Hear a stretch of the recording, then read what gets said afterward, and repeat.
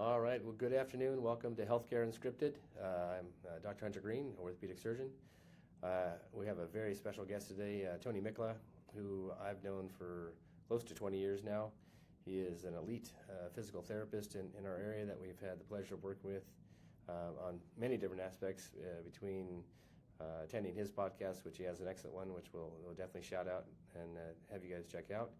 And we're just going to kind of talk about how young surgeons should communicate with their physical therapist, and also what they can learn from an experienced physical therapist like Tony himself on how to, guide your patient through the recovery process. So we're just kind of going to get started with that. Tony, you can kind of give us a little brief background, but I think you've been doing therapy for 20 plus years, I'm guessing, right? Yeah, shoot, we're at 22, I believe, right now, yeah. Okay.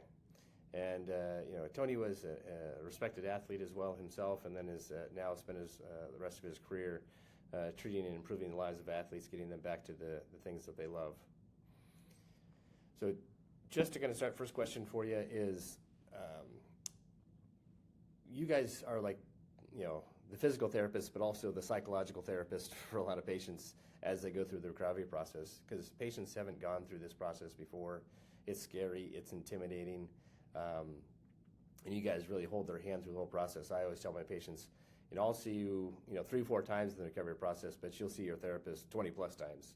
So that relationship that you guys build is, essential to, cheerlead them along and give them the confidence they need to get back to the healthy state they want to be in.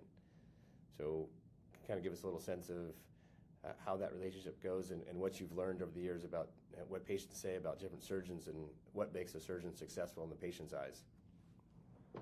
Yeah, 100%, man. I think it's a special opportunity. Like I look at it like it's an honor to get to work with someone and help them through that time in their life and that challenge. Like the way we approach patients is that they've lost something, right? The reason why they had surgery, or the reason why they came to see us in the first place, is they had something and they lost it. Maybe that was a function, or maybe that was an engagement or involvement, to be able to do some activities with their family, or play a sport, or be on a team, or something like that. And they lost that because of an injury that caused them then to go see an orthopedic surgeon and eventually have surgery, and then eventually come to PT. So we're honored to be part of that process. We take it super seriously.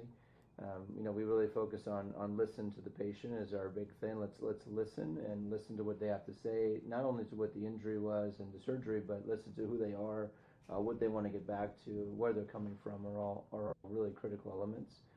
And then the next step of that is let's give them a plan, and what is that plan to get back to what it was that they lost? How are they going to go back and get that back to at the level that they were at before, or beyond that? And I think that's a big question that people have, is will I ever get back to be who I was? And both of us have a similar slogan. Mine's get back to you.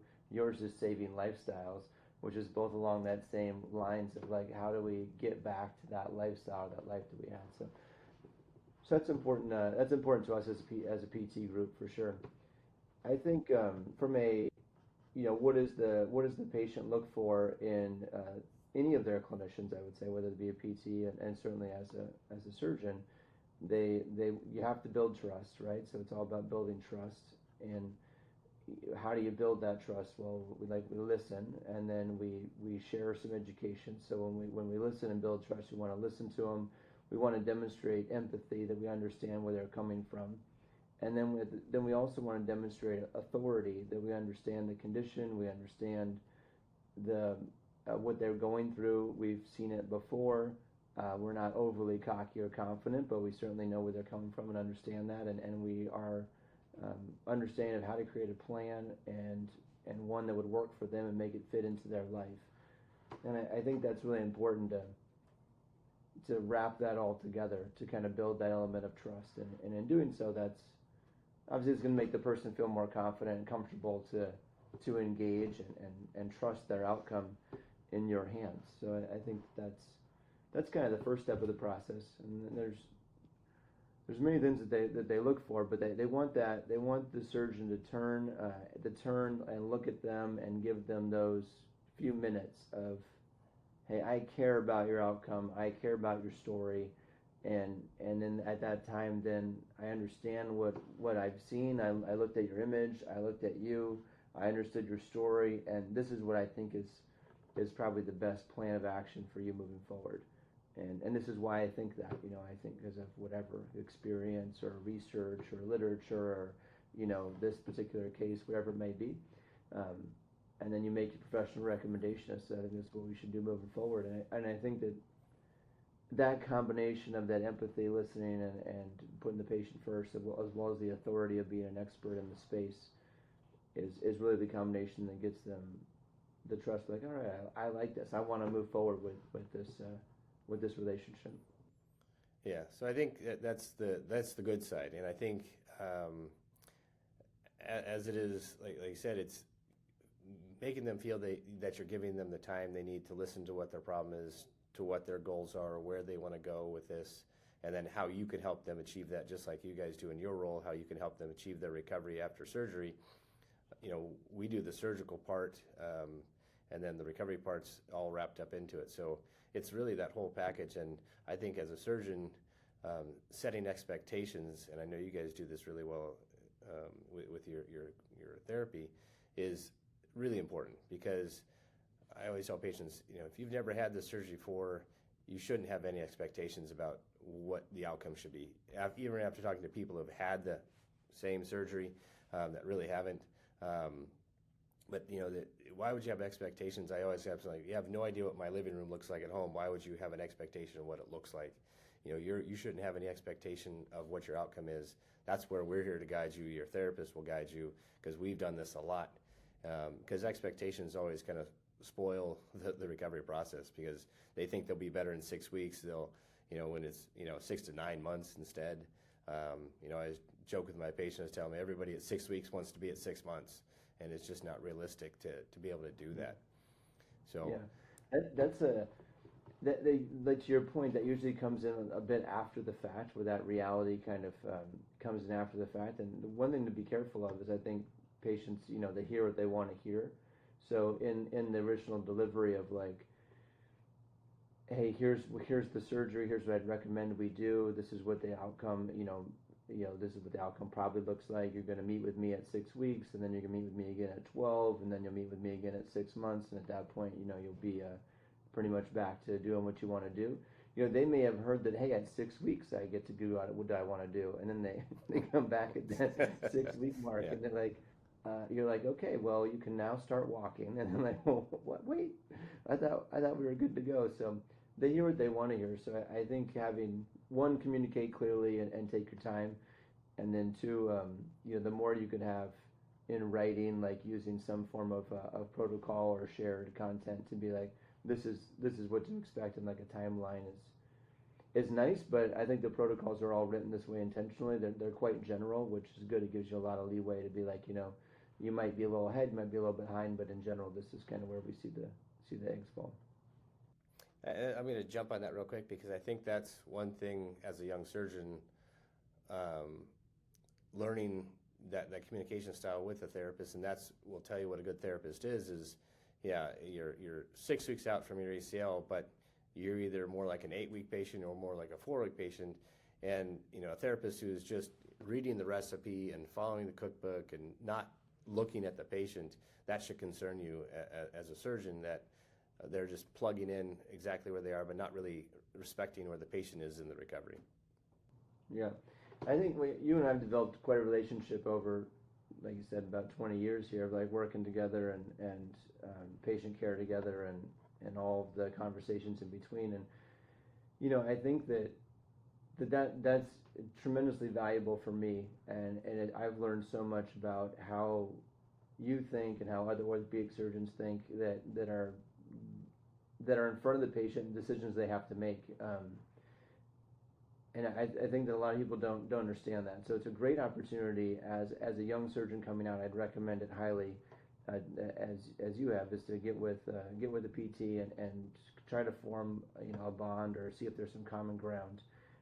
I'll say this from the PT side, because I think that we want that as well. The PTs want that as well. But I'll tell you that probably 98% of the physical therapists out there are going to be very, very intimidated to have a conversation with an orthopedic surgeon. It's very much considered to be the top of the food chain, and there's a tremendous amount of respect there, and especially if the therapist is younger and maybe feeling a little bit not so confident, they can easily just do whatever you say, and not that that's wrong, but they'll just follow and do whatever you say, and be a little hesitant to give their own opinion or be a little hesitant to step up.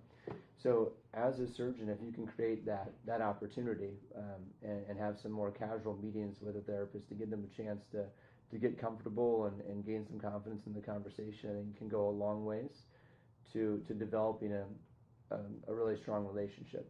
And then, as you alluded to there, now what therapist do you do that with? Is you do that with everyone? Do you do that? How do you find maybe a higher performing therapist? So I think that's it's an easy process. You just get as fast as you can into like a case conversation, and I think I try to do the same thing in talking with the surgeon. Like, hey, this is you got a meniscus here. Like, what would you do? Like, how would you approach this? And I love a surgeon like yourself who's very like, well, we could do this. I could fix it, but it might be best if I don't fix it. And I have a little more of a careful approach, a thoughtful approach for this patient. It might be best if we tried this and this. But I think there's probably a 60% chance we're going to have to go in there and fix it. And if so, then I would do X, Y, and Z.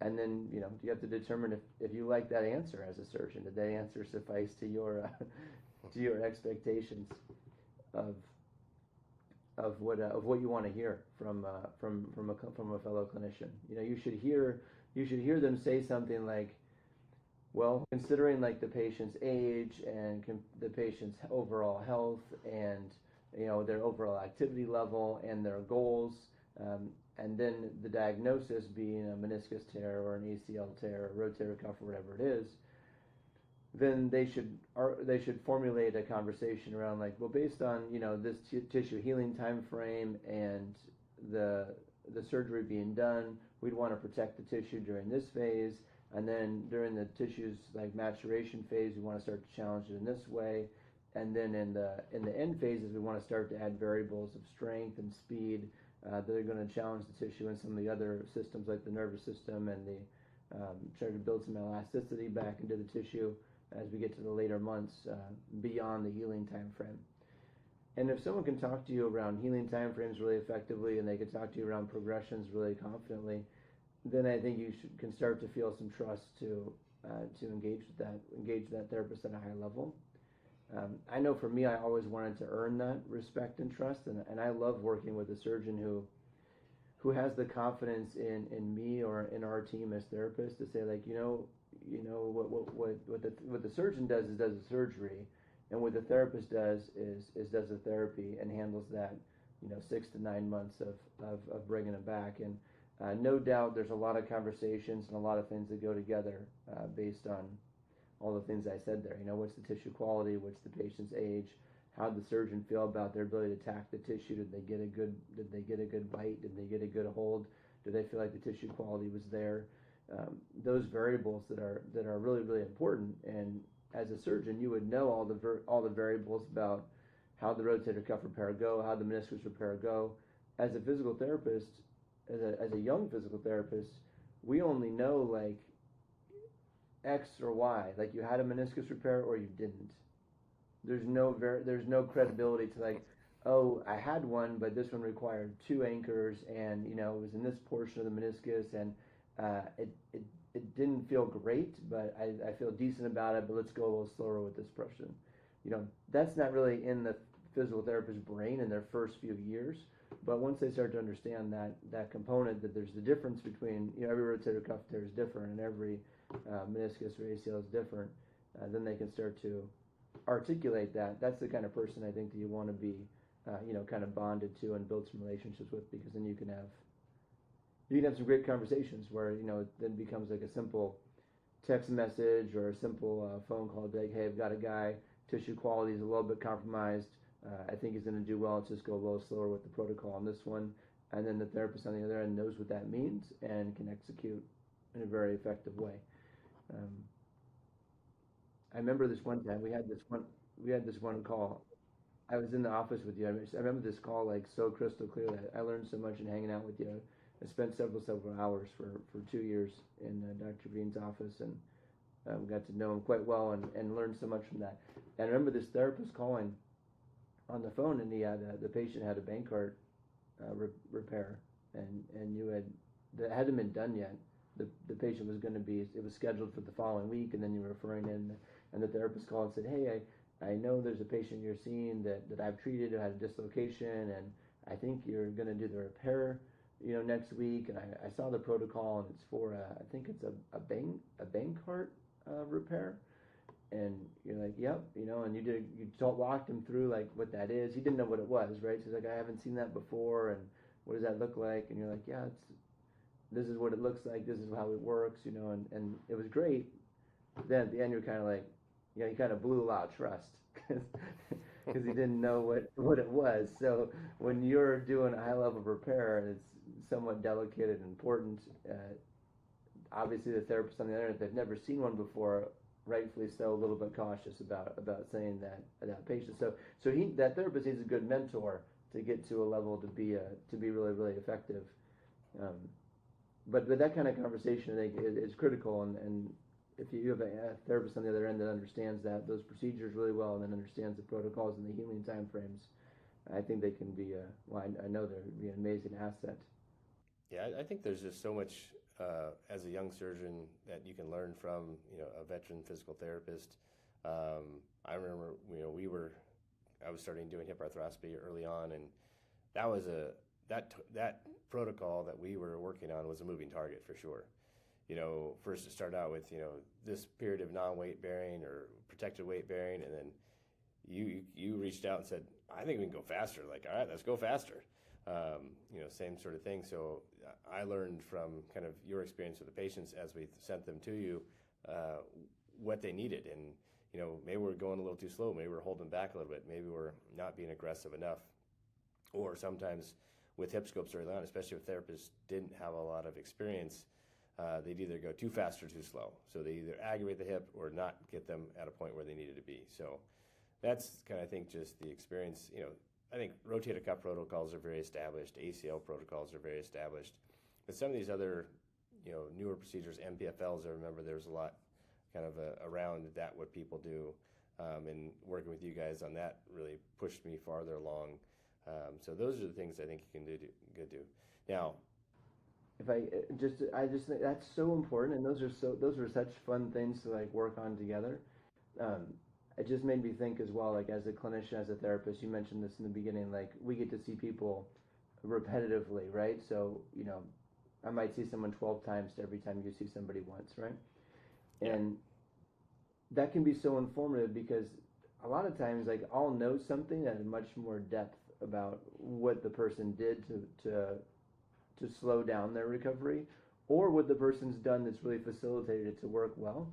And then to be able to give you the feedback to be like, hey, like this one's not going well, but it's because, the person's been, not following the rules, or they went a little faster, or they slipped. They're not going to tell you this, but a slip injury, that kind of like set them back a little bit. And I'm not sure how it's going to affect it. So we've been a little more patient on things.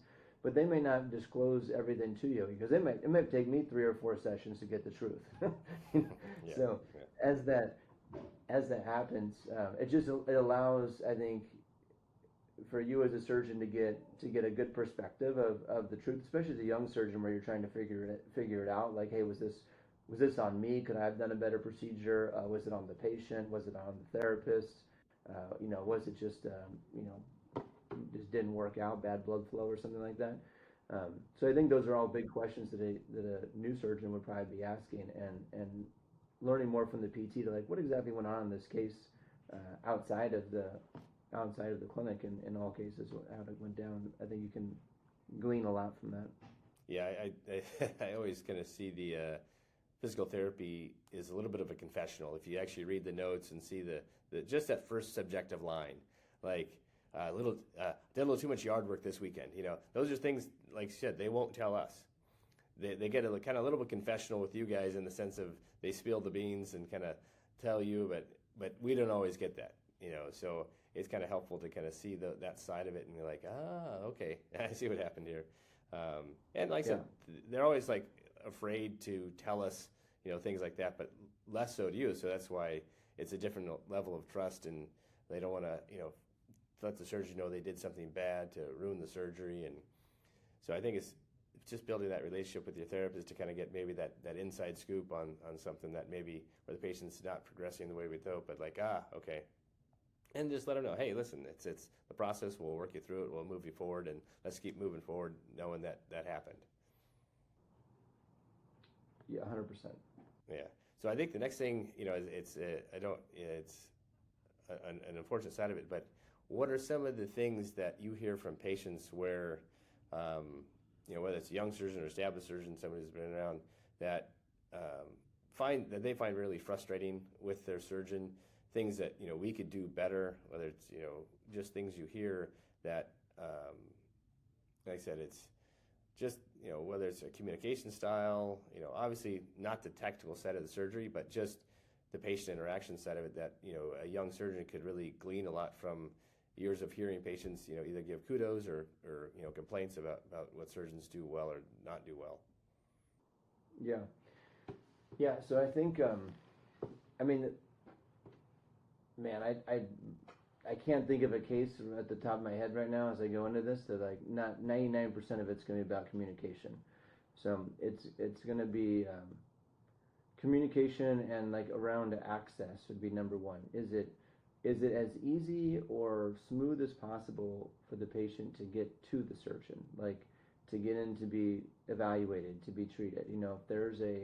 If there's a long wait, if your next available appointment's 8 weeks out, if it's things like that, I would be very aware that your patient population is going to be filtered by that variable, by how available you are to get the patient. If you want to see an athlete, and an athlete had an acute injury, and the next time that athlete can see you and get an answer is 4 to 6 weeks out, that athlete's probably going to go try to find an option that he can get an answer in 1 to 2 weeks, so he doesn't have to wait nearly as long. So access is massive, and if athletes is the focus, which most sports medicine surgeons are going to want that,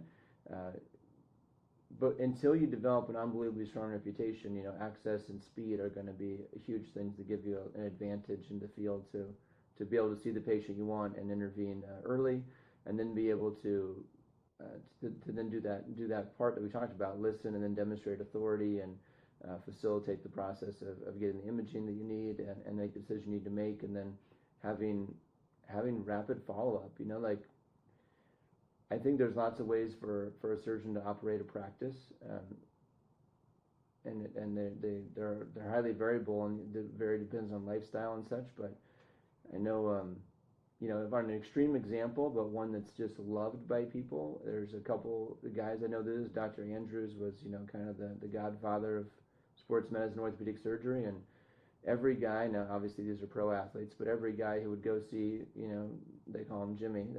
That's one thing, they call him Jimmy, so that's one thing to know. He's not Dr. James Andrews, he's Jimmy to them. So they'd be like, yeah, so Jimmy will after the surgery, like that night, he would text them, at like 10:30 at night, and be like, hey, went good today, hope you're feeling all right, like let me know if you need something, and he's sending a personal text message. At the end of the day, which is like just extreme one end of the spectrum of like access and clarity, and I know other guys that still do that, and now they don't have much of a life outside of being an orthopedic surgeon to be able to execute at that level, but that's an extreme version. Then there's the other versions are, can you work with your team or your staff so that the patient can get the answers they need in a timely fashion? If they call, can they get through on the phone and get to your team? Is there some sort of chat system or something they can message in or email or whatever and get rapid answers? But patients get frustrated that when time goes on and they're not a priority. The worst thing you could do is, they're going to see themselves as a target if they were, had a great line of conversation and felt good about the engagement, had the surgery, and then after the surgery they have a difficult time getting access. They're going to feel like they were kind of like thrown to the wind a little bit and kind of disrespected. So that's a big way that I think a doc can go wrong, and it's not usually intentional. It's just that the doctor is spending most of the time up front determining if the surgery is necessary. Their expertise is to go in and execute an amazing surgery, which is an unbelievable act.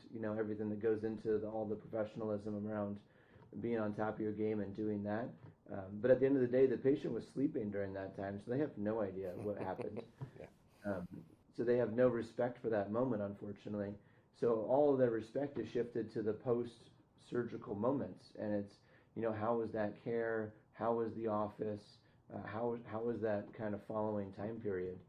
When they're going to be at their worst, they're going to be in the most pain, they're going to be swollen, they're going to be in a bad situation. And this is where I think planning for that, understanding those moments and having a good plan, like, hey, here's my office to get to you and get the information that they need so that they don't feel like they're alienated and the answers are quick and effective.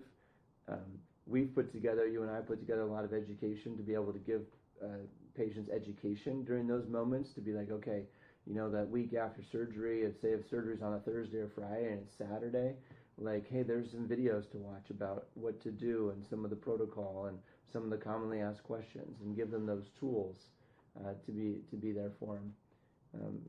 And this is also, I think, a great way, again, to partner with the therapist. I think that there's a history of not starting physical therapy until late, and I find that surgeons that are more had maybe bad experiences with physical therapists have a tendency to say, I don't want my patient to start therapy until 4 weeks or 6 weeks or 8 weeks or whatever after the surgery. But it could be a huge advantage to have the therapy start on week 1 after the surgery, assuming that's a sports medicine enough case that's appropriate, but like a rotator cuff or an ACL or whatever, because we're going to be able to answer so many questions on that appointment that will really take so much pressure off of your office and off of yourself and off of your team that can be successful. So communication and giving them tools so that they don't feel alienated, I think, are really, really. You nailed it right there with the communication side of things. And if there is a communication breakdown, I think the one thing that patients always really respect and like is just own it. Like, yeah, that was my bad. I should have called you back. I didn't. It really is disarming to them because they expect you to blame someone or this or that. But I just always from the start, because it just like in the office, the buck stops with me. It's like, I don't want to blame any of my staff. Ultimately it's my responsibility, and I just own it and say, yeah, I'm sorry. I should have called you back. I should have done that. And it's, like I said, very disarming. They're like, oh, okay.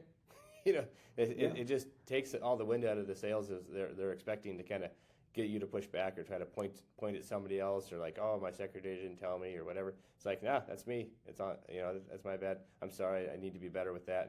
Or if there is a communication breakdown where I didn't get something, like, hey, thank you for letting us know that we want to improve our process here. We want to be the best we can for our patients, and by you letting us know this, that we can improve our process, and thank you for that.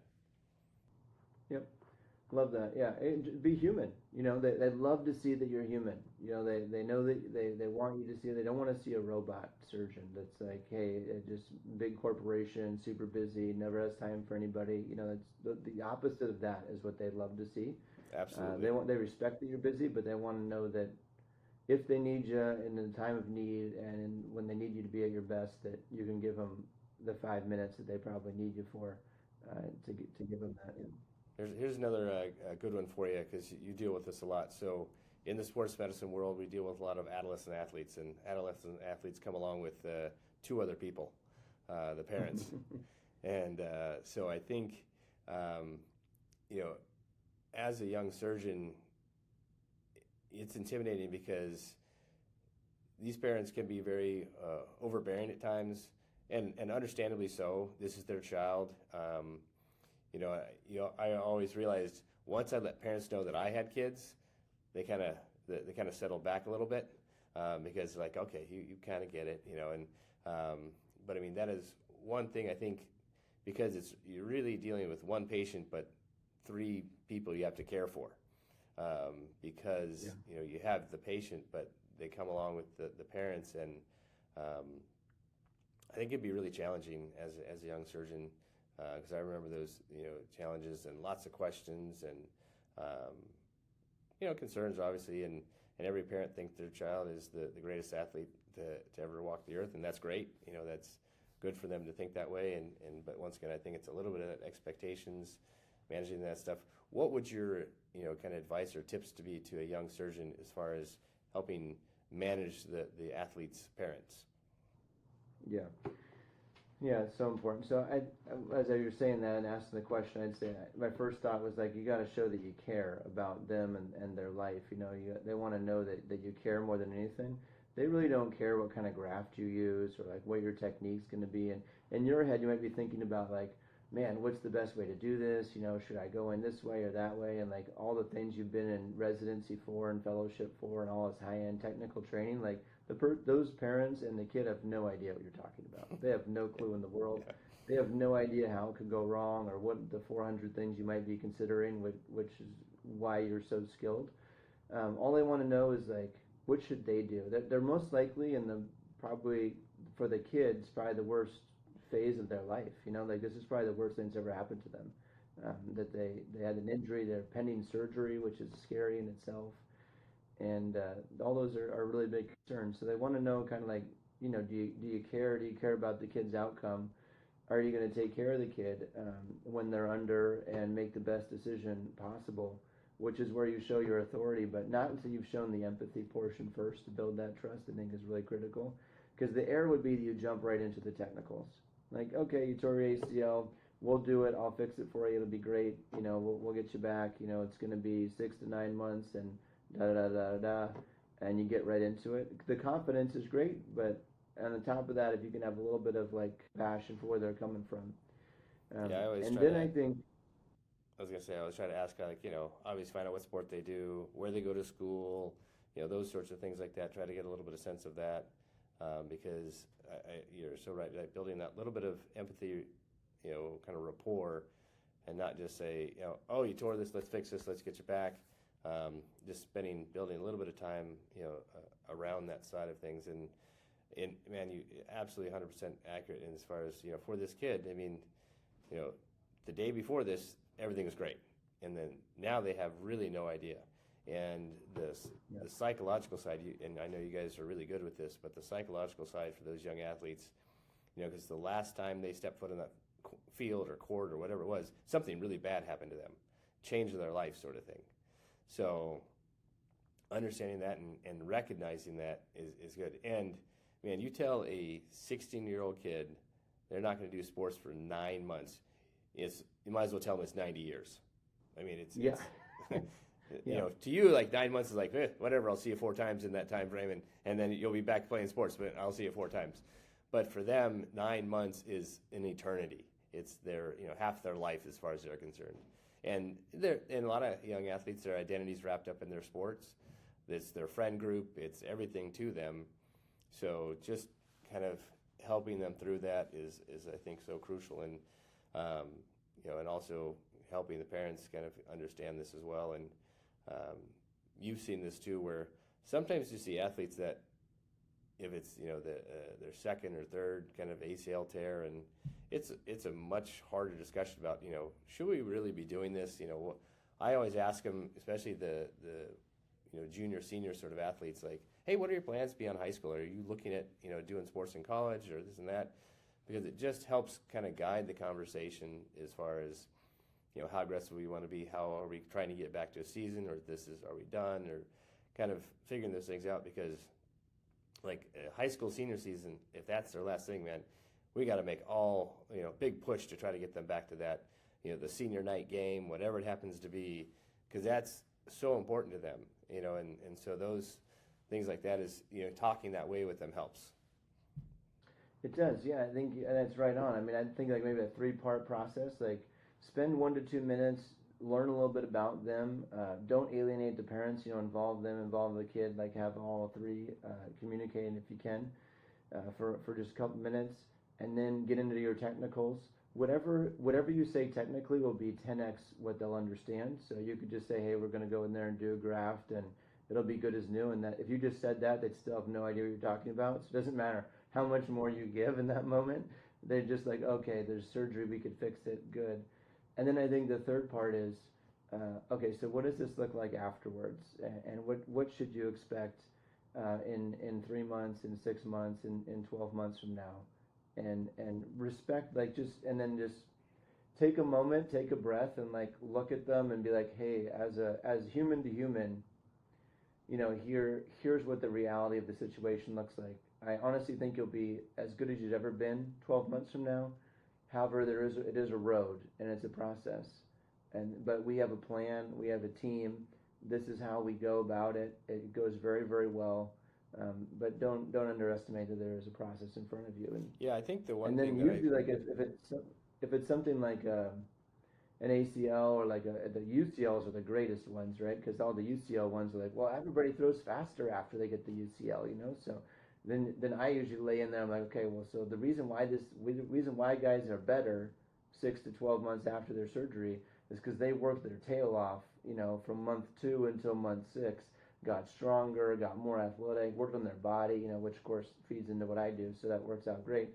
But they get excited about doing that. It's like, that's how you get that outcome. It's not just because you had the surgery, but you actually put all this work in. And I say that to people with ACL. I'm like, hey, you're going to leave this. You're going to be better than you've ever been. You're going to be your knee can be as good as it's been. You're going to learn about your body tremendously. You're going to learn how to take care of it. You're going to learn how to get healthy. You're going to learn how to train. And you've been playing your sport for 5 or 10 years consecutively, with never taking any kind of time off.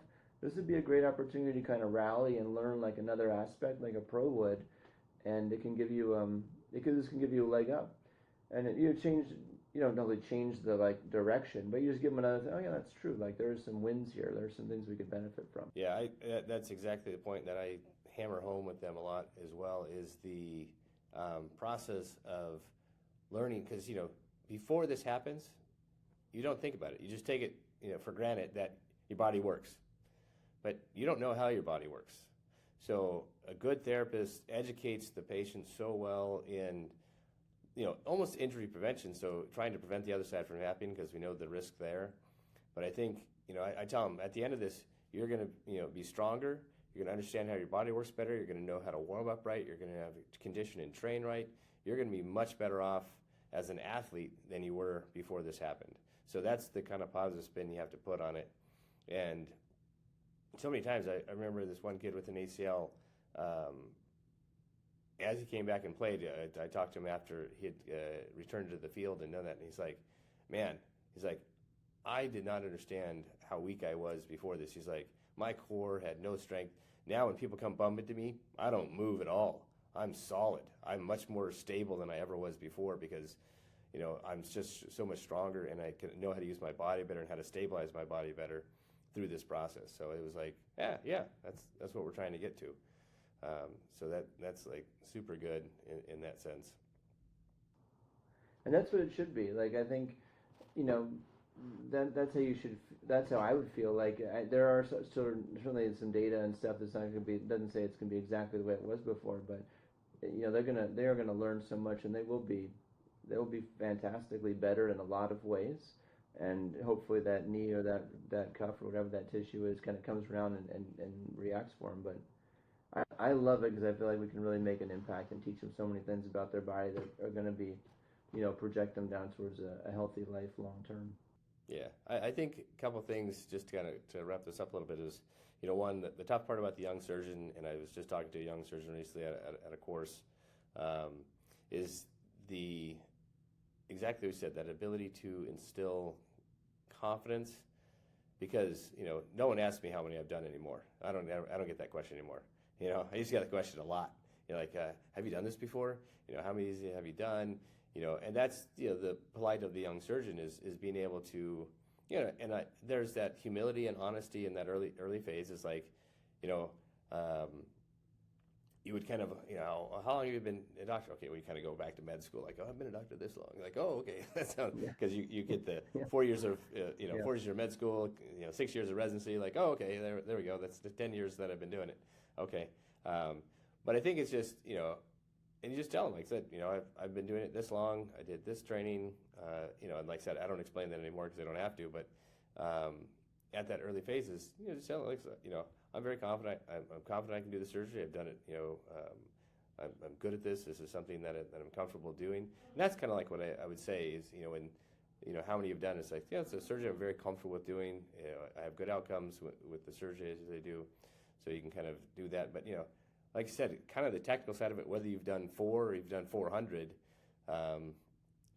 it does, I don't know how much it means to them, because there are some things that, and I certain things you don't do a whole lot of. And I just tell them, listen, you're not going to find a lot of surgeons who've done hundreds of these, because this is a rare case. And, like obviously ACLs are a different story, but some of the other procedures that are a little more off the beaten path, no one's done a lot of these. That's the whole point. And so letting them know that that's the thing is like, they're like, oh, okay. And once again, the humility side of it, the human side, like you said, is telling them that. But it's kind of hard as the young surgeon, and, I'm sure the young therapist as well, that getting that confidence across to them without, the arrogant side or the cocky side that you don't want. And the whole thing is just telling them, I'm going to do my best to take the best care of you. And that's what they need to hear. 100%. I think that's it. I think, it's always the first ones are always a painful conversation, like in your first couple of years, like how many of this have you done, because you will get that. I think I will say that if you get that question, you probably didn't present yourself with a ton of confidence, so that's feedback as well if you're asking that question, or you just look really young, which is fair.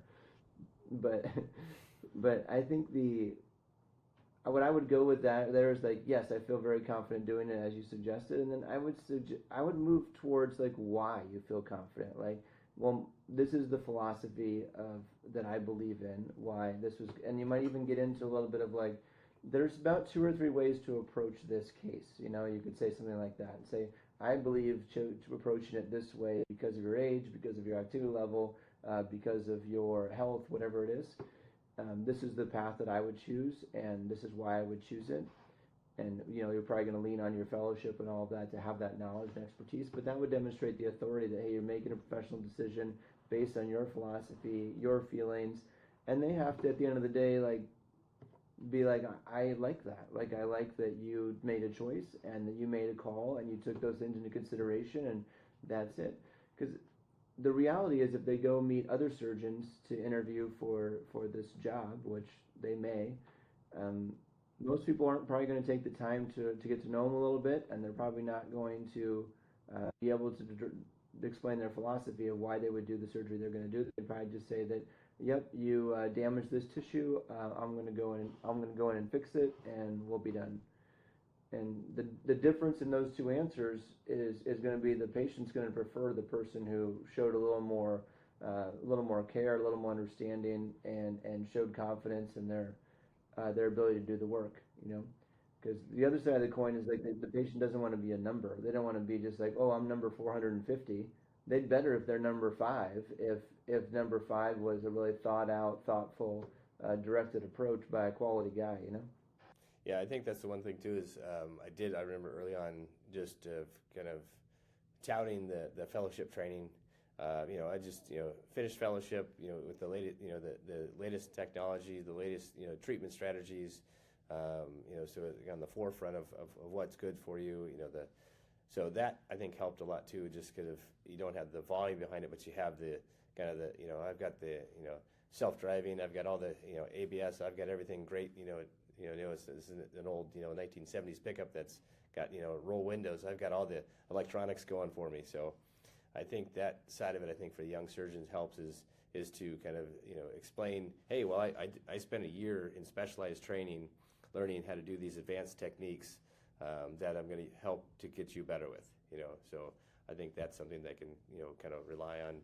If you don't have the number, you have the recent experience of this high-level care. Especially a lot of the fellowship programs now, they're treat professional athletes and cover professional, and people like they think it's to them doesn't mean a whole lot on our end, but I mean at the other side of it, it seems like, oh, okay, well if he's taking care of those guys, he can take care of my kids, sort of thing.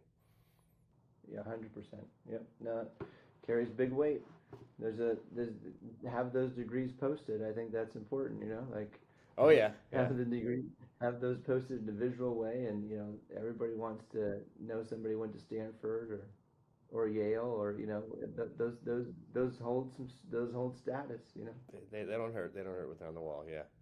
Hey, well, Tony, I want to thank you so much for taking time out to talk to us here. It's been fantastic. Always a pleasure. Always learn a ton from you when we get together and chat. But once again, I really appreciate. Why don't you give us a little shout out to your podcast with the KIME cast and let people know where to find it, and they should. I would highly recommend anybody check it out. It's a great series of podcasts that cover a lot of great topics within sports medicine, and not only just from the physical therapy side, but just excellent patient care and thoughts on how to take care of people.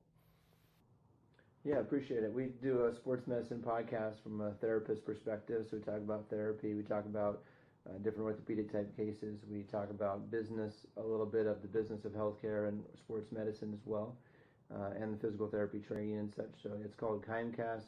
You can get it on every channel, would be YouTube or Spotify, Apple, wherever you get it from. And you're on there. We'll have you back on there again soon. But Loved it. Hunter's got a great session we did on the hip, like diving into the hip procedures and stuff. And it's one of our most listens of all time. So. Oh wow! All right. Okay. All right. Well, thanks again, man. Appreciate it, and have a good evening. And thanks for your time again. Yeah, it's great to see you, man. Thank you.